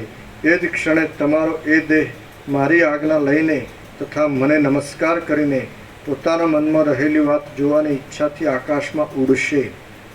ત્યારે તમારો તે દેહ જાણે બીજો કોઈ ચંદ્રમા હોય અથવા તો કેમ જાણે બીજો સૂર્યનો ઉદય થયો હોય અથવા ચંદ્ર અને સૂર્ય એ બંનેની સ્પર્ધાથી જાણે બીજો કોઈ વડવા નળ જ સમુદ્રમાંથી બહાર આવી ઊભો હોય એવો મહાદેદીપ્યમાન દેખાશે. પછી દ્રશ્યનો તથા આકાશનો અંત લેવા માટે તે ગરુડ વેગે ઝપાટાભેર ચાલ્યો જતો હશે. ત્યાં નદીઓના અંતની પેઠે જગતનો અંત આવી રહેતા તે દેહ જગતને અંતે અત્યંત વધી જશે અને પ્રલયકાળમાં મત્ત થઈ ગયેલા મહાસાગરની પેઠે તે અનંત આકાશને પોતાના પરિમાણ વડે પૂરી દેશે. ત્યાર પછી મહાકાશની અંદર વૃદ્ધિ પામેલા અને મોટા શરીરવાળા તમે પ્રતિબંધથી રહિત તથા પોતાના આધારરૂપ અનંત આકાશનો આશ્રય પકડશો. આમ પરમાર્થરૂપી મહાકાશની અંદર શૂન્ય ભાગમાં રહેલા વંટોળિયા વાવની પેઠે રહેલી અને સ્વભાવરૂપી દ્રવપણાના બળથી પ્રકટ થયેલા ચિદ્રૂપ મહાસાગરના તરંગો જેવી જણાયેલી અનેક સૃષ્ટિઓ તમે જોશો. જેમ એ પોતાના ચિદ્રૂપ આત્મ સ્વરૂપમાં સ્વપ્નની અંદર ચિદાકાશરૂપ સ્વપ્નનગર આદિ ભાસે છે તેમ તમને તે સમયે નિર્બાધપણે અનેક સૃષ્ટિઓના સમૂહ ચિદાકાશની અંદર જોવામાં આવશે. જેમ મહાવિશાળ આકાશની અંદર ક્ષોભ પામેલા પવનને લીધે પાંદડાના અનેક સમૂહ ઉડ્યા કરે છે તેમ તમારા દ્રઢ નિશ્ચયને લીધે તમે ચિદાકાશની અંદર અનંત સૃષ્ટિઓ દેખશો. મહેલની અંદર બેઠેલી સ્ત્રીઓ બહાર બેઠેલી નૃત્ય સભાને મહેલના ગોખના જાળિયામાંથી જોવા ઈચ્છે છે ત્યારે તેમને તે જાળિયું વિદ્યમાન હોવા છતાં પણ જોવામાં પ્રતિબંધકારક ન હોવાથી નહીં જેવું જ છે તે જ પ્રમાણે જેઓ તત્વના યથાર્થ સ્વરૂપને ઓળખનારા છે તેઓની દ્રષ્ટિમાં ચિદાકાશની અંદર આ વિચિત્ર જગતનું સ્વરૂપ વિદ્યમાન હોવા છતાં નહીં જેવું જ છે. જેમ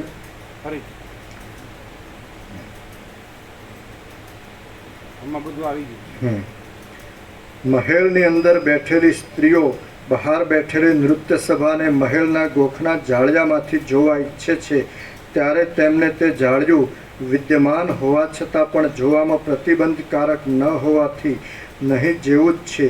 તે જ પ્રમાણે જેઓ તત્વના યથાર્થ સ્વરૂપને ઓળખનારા છે તેઓની દ્રષ્ટિમાં ચિદાકાશની અંદર આ વિચિત્ર જગતનું સ્વરૂપ વિદ્યમાન હોવા છતાં નહીં જેવું જ છે.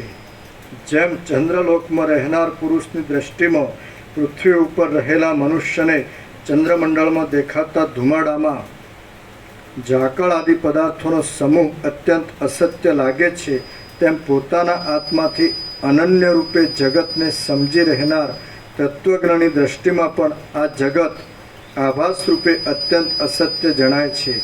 વળી સૃષ્ટિ,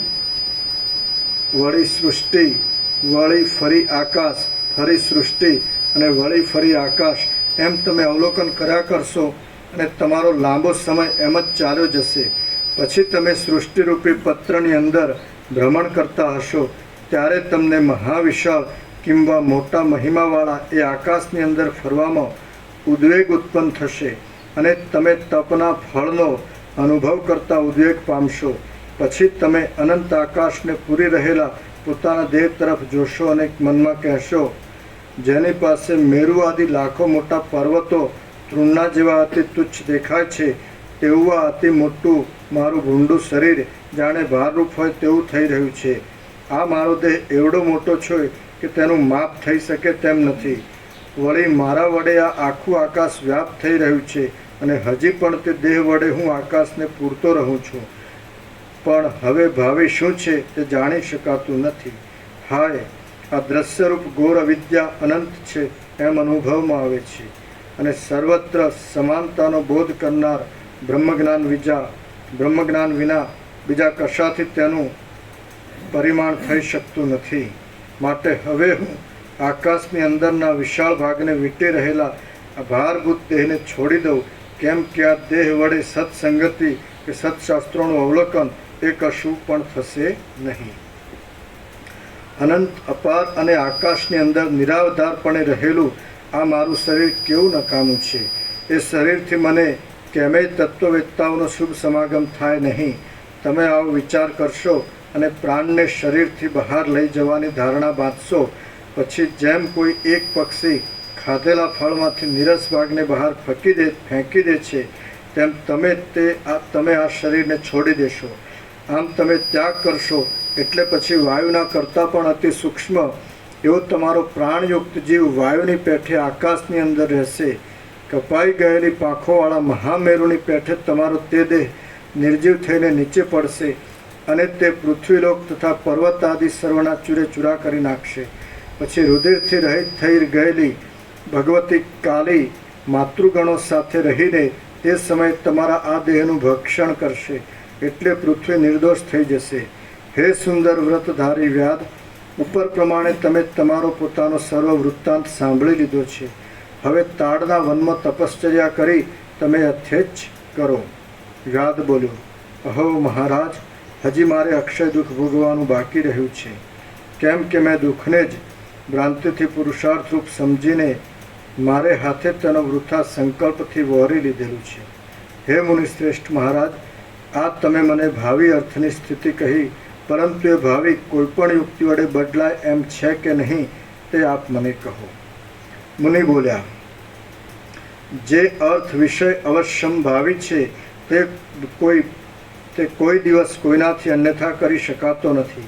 કેમ કે આ જન્મના પુરુષાર્થ વડે તેની નિવૃત્તિ થતી નથી. જેમ પોતાના દેહની અંદર પણ ડાબા જમણા અંગને કે હાથ પગને એક જગ્યાથી બીજી જગ્યાએ બદલવાની પુરુષની શક્તિ નથી, તેમ નિર્માણ થઈ ચૂકેલા ભાવિને પણ બદલવાની પુરુષની શક્તિ નથી. જ્યોતિષ શાસ્ત્ર આદિના અર્થ અને અનુભવ વડે ભાવિ અર્થની પ્રતીતિ થાય છે, પરંતુ બીજું કશું અપૂર્વ કોઈ દિવસ થઈ શકતું નથી. જે ધીરવીર પુરુષો પોતાના સ્વાભાવિક કિંવા પ્રાક્તન પુણ્યો વડે ચાલતા જન્મમાં શમદમ આદિ સાધનો સંપાદન કરીને શરીરનો દાહ થતાં પણ નિર્વિકાર રહે છે અને બ્રહ્મજ્ઞાનને પ્રાપ્ત કરાવનાર શ્રવણ આદિ ઉપાયો વડે તત્વજ્ઞાનને મેળવી બ્રહ્મરૂપે થઈ રહે છે, તેમજ જગતના વ્યવહારમાં સુષુપ્ત અવસ્થાના જેવી સ્થિતિને ધારણ કરે છે, તેઓ જ પોતાના પૂર્વજન્મોના સર્વ કર્મોને તથા અત્યંત એવા દુષ્ટ એવા સંકલ્પોને નિર્મૂળ કરી નાખે છે અને પોતાના કર્તવ્યમાં જય મેળવે છે.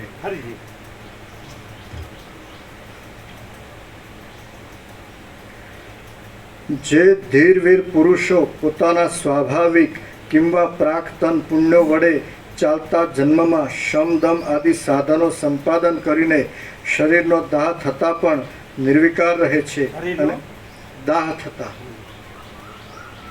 પણ નિર્વિકાર રહે છે અને બ્રહ્મજ્ઞાનને પ્રાપ્ત કરાવનાર શ્રવણ આદિ ઉપાયો વડે તત્વજ્ઞાનને મેળવી બ્રહ્મરૂપે થઈ રહે છે, તેમજ જગતના વ્યવહારમાં સુષુપ્તિ અવસ્થાના જેવી સ્થિતિને ધારણ કરે છે તેવો જ પોતાના પૂર્વજન્મોના સર્વ કર્મોને તથા અત્યંત દુષ્ટ એવા સંકલ્પોને નિર્મૂળ કરી નાખે છે અને પોતાના કર્તવ્યમાં જય મેળવે છે. શ્રી યોગ વાસિષ્ઠ મહારામાયણમાં નિર્વાણ પ્રકરણના ઉત્તરાર્ધનો વ્યાધની તપશ્ચર્યા નામનો સર્ગ 155મો સમાપ્ત. ઓમ ઓમ ઓમ. એટલે આમ ભ્રાંતિ કાંઈ નથી, ખરેખર તો બધું બ્રહ્મ જ છે, સગુણ બ્રહ્મ છે, સ્વયં બ્રહ્મ છે, કેવળ બ્રહ્મ છે. એટલે આપણે જે તારવણી કરી કે આ બધું છે પરમ ચિદાકાશ, પરમ જ્યોતિ, અખંડ જ્યોતિ જે છે, આ બધું મહાચિદાકાશ, સ્વયં પ્રકાશ, સંપૂર્ણ પ્રકાશ જ છે. આ બધું પૂર્ણ બ્રહ્મ, અનંત તેજગણ, અનંત ચિદગણ જ છે. આ બધું પરમાકાશ, કેવળ અનંત શુદ્ધ તેજગણ જ છે. આ બધું પરમાકાશ, અખિલાત્મા, પૂર્ણ બ્રહ્મ, પરમાત્મા જ છે. આમાં આ બધું માયાકાશ, ચેતાકાશ, ભૂતાકાશ કાંઈ નથી. આ ભ્રાંતિ. પણ ભ્રાંતિ થઈ હોય કે આ આકાશ છે અને ખગોળ વિજ્ઞાન પ્રમાણે આમાં આકાશ ગંગા છે ને અનંત નક્ષત્ર એટલે તારાગણ છે ને અનંત કોટી, આમાં અનંત કોટી મહાસૂર્યો ને અનંત કોટી બ્રહ્માંડો ને અનંત કોટી મહાકલ્પો, સૃષ્ટિથી પ્રલયને બધું ભાસે છે ને એની અંદર આ બ્રહ્માંડ છે, આ સૂર્યમંડળ ને એની અંદર અગ્રહ ઉપગ્રહ, એમાં આપણી પૃથ્વીને, એમાં હું આ માણસ તરીકે જન્મ્યો છું એવો ભ્રમ થાય. એટલે વસિષ્ઠ કે છે રામને કે તરત જ એટલે જન્મની સાથે જ મનુષ્ય આત્મજ્ઞાન પ્રાપ્ત કરી લેવું જોઈએ. 7-8 વર્ષના બ્રહ્મચારી બટુકે જ આત્મજ્ઞાન, બ્રહ્મજ્ઞાન પ્રાપ્ત કરી લેવું જોઈએ. એટલે છેલ્લું જો વાક્ય આવ્યું એમાં કે માણસ છે એ સમદમથી એટલે ઇન્દ્રિયજય મનોજયથી એનાથી પણ પર જે છે, જે ઇન્દ્રિયોને મન બુદ્ધિથી જાણવામાં નથી આવતું, તે એવું જે પોતાનું જે સ્વયં પ્રકાશ શુદ્ધ ચૈતન્ય છે એ જ અનંત શુદ્ધ ચિદાકાશ છે. અનંત શુદ્ધ ચિદાકાશ જ પોતાનું ચૈતન્ય છે. એમ પોતાના ચૈતન્ય તત્વને, આત્મ તત્વને, બ્રહ્મ તત્વને પોતાથી જ, પોતામાં જ જાણી લે છે. તો પછી એ બ્રહ્મરૂપ રહે છે. એટલે પછી એને આ ભ્રાંતિ રહેતી નથી. જો ઇન્દ્રિયોને મનથી બહિર્મુખ થઈને, વિષયાભિમુખ થઈને પછી એ શોધે કે આનો અંત ક્યાં છે, તો અંત જ ન જાણે, કારણ કે ભ્રાંતિનો કોઈ અંત નથી. પણ જો એ પોતાના સંપૂર્ણ ભ્રાંતિરહિત શુદ્ધ સ્વરૂપને, બ્રહ્મ સ્વરૂપને, આત્મ સ્વરૂપને, ચૈતન્ય, સ્વયં પ્રકાશ શુદ્ધ ચૈતન્ય સ્વરૂપ છે, એ પોતામાં પાછો ફરે. મન, બુદ્ધિ, ઇન્દ્રિયો, વિષયો, શબ્દ, સ્પર્શ, રૂપ, રસ, ગંધ છોડીને, શ્રોત્ર, ચક્ષુ, સ્પર્શ, રસના ગ્રહણ એ બધું અને એનું વિષય સંવેદન છોડીને, મન, બુદ્ધિ છોડીને જે બહાર આવી ગયું સ્ફૂર્તિથી, એને બદલે પાછો અત્યંત સૂક્ષ્મ, સંપૂર્ણ શુદ્ધ અવલોકન જ્ઞાન અંતર્મુખ થઈને પાછો કેવો પોતે તો બ્રહ્મ ચૈતન્ય સત્તા છે, બ્રહ્મ સત્તા છે, ચૈતન્ય સત્તા છે. અને આ તો ભ્રાંતિ છે. એમ મહાસાગર છે પોતામાં ચલનથી તરંગ થઈને પછી તરંગપણમાં જો અંત શોધે તો કાંઈ જડ જ નહીં, તો ભ્રાંતિ છે. પણ એ તરંગ પોતાના અંદર સંપૂર્ણ ભ્રાંતિ જ શુદ્ધ સ્વરૂપને ઓળખે, પોતે જળ છે ને પોતે અનંત મહાસાગર. એમ આ વ્યક્તિરૂપી તરંગ છે સ્ફુર્યો અનંત મહાચૈતન્ય પ્રકાશરૂપી મહાસાગરમાં, પરબ્રહ્મ પરમાત્મામાં. તો આ તરંગ સ્ફુર્યો છે તો પાછો પોતે અંતર્મુખ થઈને કે ભાઈ હું તો તરંગની ભ્રાંતિ નથી.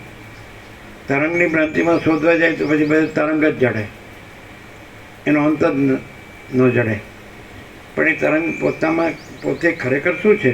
તરંગની ભ્રાંતિ રહી શુદ્ધ સ્વરૂપ તો જળ છે, એટલે ચૈતન્ય પ્રકાશ છે, સ્વયં શુદ્ધ ચૈતન્ય પ્રકાશ છે, અને પોતે આનંદ મહાચૈતન્ય પ્રકાશ મહાસાગર પરબ્રહ્મ પરમાત્મા છે. એ બસ એવું એમ કહે છે જે પૂરેપૂરો એમાં લાગે પૂંઠ ન વળે તો પછી પોતાના પરમપદને પામે છે, પરબ્રહ્મને. તો પછી જો આમાં જો બહિર્મુખ થઈને જ્ઞાનેન્દ્રિય મન બુદ્ધિથી આ જે દ્રશ્યો છે એની અંદર જો અંત શોધવા જાય તો જડે જ નહીં, એનું પાર જ ન આવે, કારણ કે ભ્રાંતિ કાંઈ છે જ નહીં. સ્વપ્નમાં સ્વપ્ન પુરુષ થઈને સ્વપ્નનો અંત શોધવા મથે તો કાંઈ મળે જ નહીં, કારણ કે એ કાંઈ છે જ નહીં. અને સ્વપ્નમાંથી જાગૃત થઈને જો અનુભવે તો પોતે કેવળ અખંડ જ્યોતિ સ્વરૂપ પરમાત્મા જ છે, કેવળ પરબ્રહ્મ અખંડ સચ્ચિદાનંદ જ છે, અમાપ સચ્ચિદાનંદ ઘન પરમાકાશ જ છે. તો પોતાના સાચા સ્વરૂપને અનુભવીને પોતે પૂર્ણ જ છે, અનંત, અજરામર, અખંડ, અવિનાશી. તો ભ્રાંતિથી શોધે બહિર્મુક્ત એને કે આ જે ભ્રાંતિમાં આવી હું જન્મ્યો છું અને મારા જ્ઞાનેન્દ્રિય મન છે ને આ શબ્દ સ્પર્શ રૂપ રસગંધ વિષયો છે ને એમાં અંત શોધે તો એ મળે જ નહીં. આ સ્વપ્ન છે.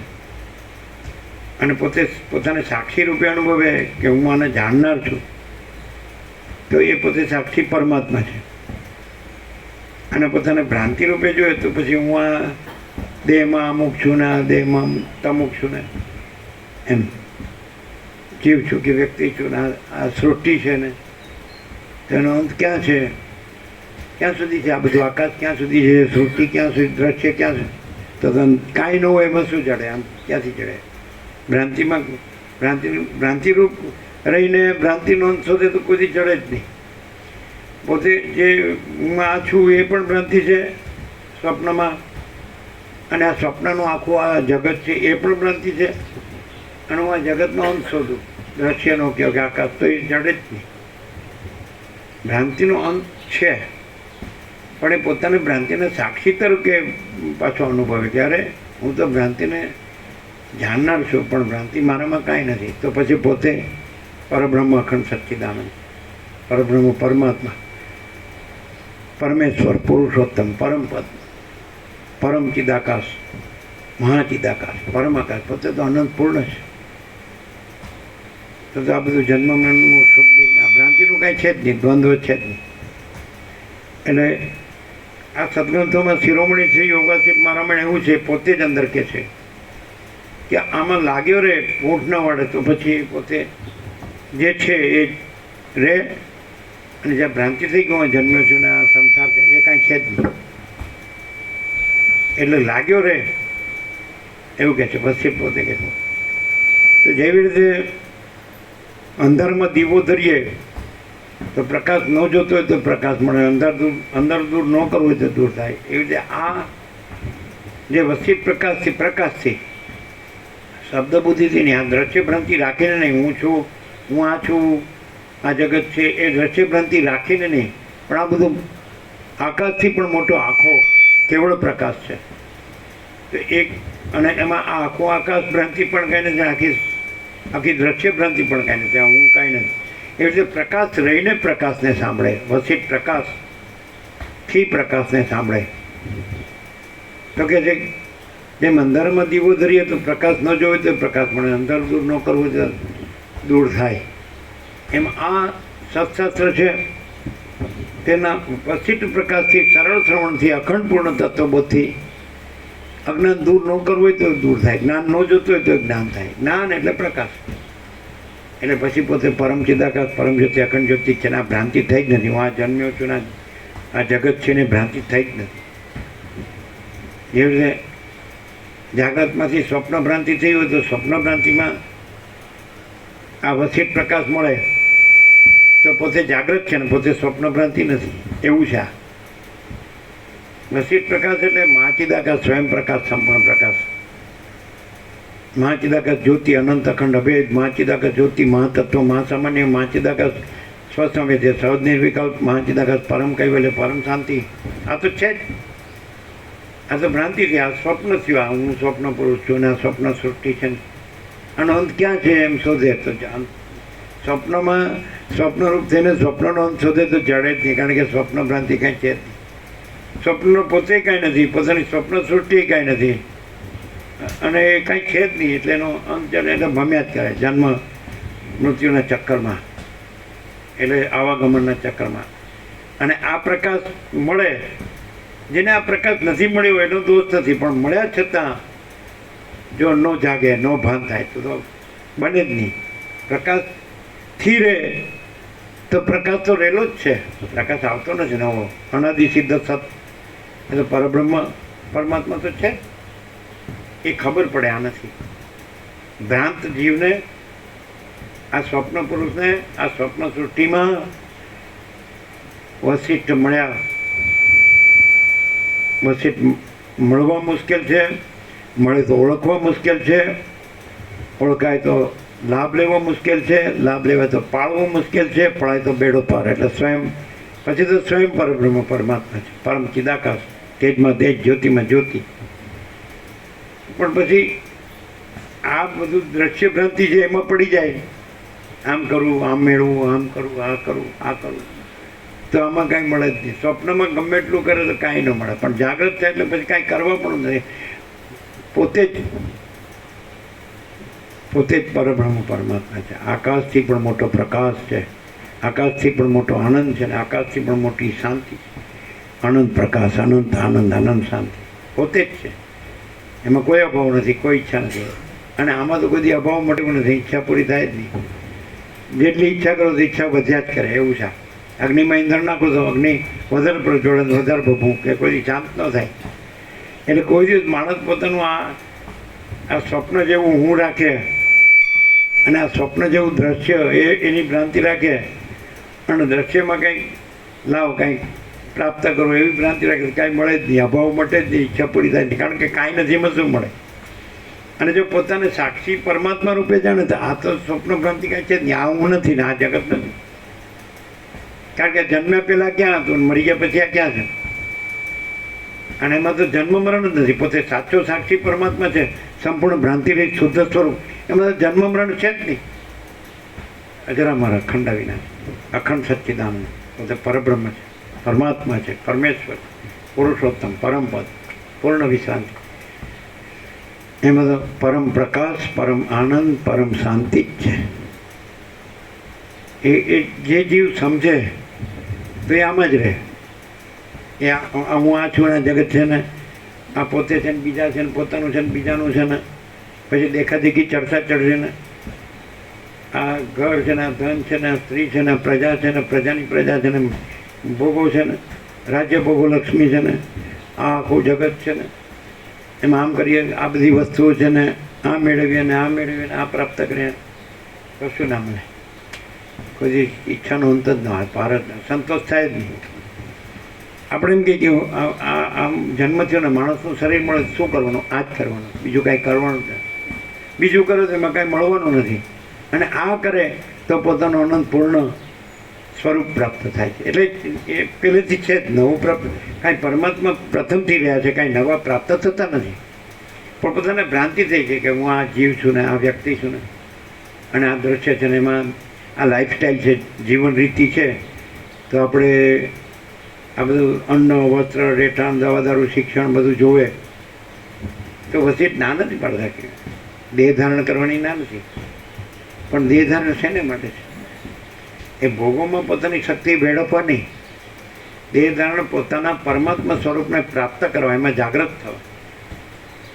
એટલે પ્રાણ ધારણ કરવાનું શું કામ? અન્ન જળ જોઈએ, બરાબર, તો પ્રાણ ધારણ કરવાનું શું કામ? તો પ્રાણધરણ આ તત્વબુદ્ધિ શાંતિ પ્રાપ્ત કરવા માટે. પ્રાણધરણ છે ઇન્દ્રિયોના વિષય ભોગોમાં શક્તિને વેડફી નાખવા માટે નહીં. શક્તિ પરમાત્માની છે, એ પરમાત્માનો સાક્ષાત્કાર કરીને પરમાત્મા રૂપ રહેવા માટે છે. તો સાક્ષાત્કાર આનાથી જ થાય. પરમાત્માને જાણવામાં લાગ્યા રહીએ તો જાણવામાંથી અનુભવ આવે ને પછી જાણપણું પણ નથી ને અનુભવ પણ નથી. અને પોતે કેવળ અખંડ જ્યોતિ સ્વરૂપ પરમાત્મા છે. એક જ અદ્વિતીય અનાદિ અનંત ચિદાકાશ, ચૈતન્ય પ્રકાશ રૂપી આકાશ. પોતે અનંત શુદ્ધ ચિદાકાશ છે, અનંત શુદ્ધ ચૈતન્ય પ્રકાશ રૂપી આકાશ. પોતે આ દેહ નથી, કર્મેન્દ્રિય નથી, જ્ઞાનેન્દ્રિય નથી, મનબુદ્ધિ ચિત્તાંકાર નથી, પ્રાણ નથી, પ્રકૃતિ નથી. એમાં પડેલું પોતાનું સાક્ષી પરમાત્માનું પ્રતિબિંબ ચિદાભાસ અહમરૂપ જીવ નથી, સાક્ષી નથી.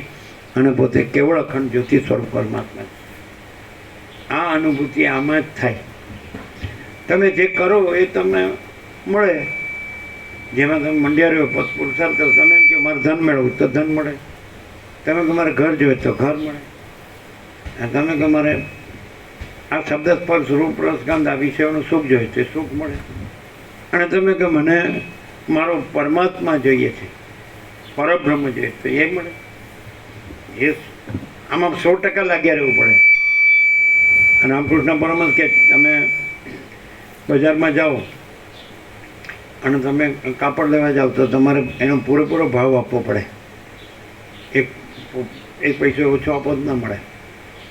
એમ 70 આની મન પરબ્રહ્મમાં લગાડવું પડે. પછી તમે પહેલાં તો બાળક હતા તો 5 વર્ષની અંદર રામકૃષ્ણ પરમહંસ કે 5 વર્ષની અંદરનું બાળક તો ભગવાનનું રૂપ કહેવાય. એમાં સ્ત્રી પુરુષનું ભેદ જ્ઞાન ન હોય. ત્યાં સુધી તો તમે નિર્દોષ છો, ઇનોસન્ટ, નિરાકાર, નિર્વિકાર, નિરંજન. પછી સ્ત્રી આવે એટલે 8 આનામાં એમાં જાય. પછી પ્રજા થાય એટલે 12 આના. આ ગીરો મૂકતા ગયા તમે તમારું શક્તિ બધી. અને પછી એનું બધું કરવામાં, પ્રજાની પ્રજાને એનું બધું કરવામાં. એટલે પછી 16 આનામાં ના ભાઈ 1 પૈસો તમારી પાસે રહ્યો એમાંથી ક્યાંથી ભગવાન મળે? એટલે રામકૃષ્ણ પરમહંસ કે 16 આના મન ભગવાનમાં દઈએ ત્યારે ભગવાન લાભ થાય. તમે બજારમાં જે વસ્તુ લેવા જાઓ તો એને પૂરેપૂરું તમે આપો ત્યારે એ વસ્તુ મળે. તો ભગવાનમાં તમારું મન પૂરેપૂરું આપો ત્યારે ભગવાન લાભ થાય. પછી આ સ્ત્રીમાં દીધું, પછી આ પ્રજામાં દીધું, પછી પ્રજાની પ્રજામાં દીધું, ઘરમાં દીધું, ધન ને બધું, માન ને બઢાઈ ને પદ ને પ્રતિષ્ઠા ને ખલાસ. દેહના હું મારુંથી કરવા જાઓ તો દેહ ભ્રાંતિ છે. સરસ્વતી લીલાનું કીધું અને રાજા પદમાં મરી ગયો હતો. લીલા રાણીને કીધું કે તું શું કામ શોખ કરે? તો વિચાર તો કર કે હું કોણ છું, આ સંસારમાં શું છે. તો આ તો બધું અસત થસાને દુઃખ છે.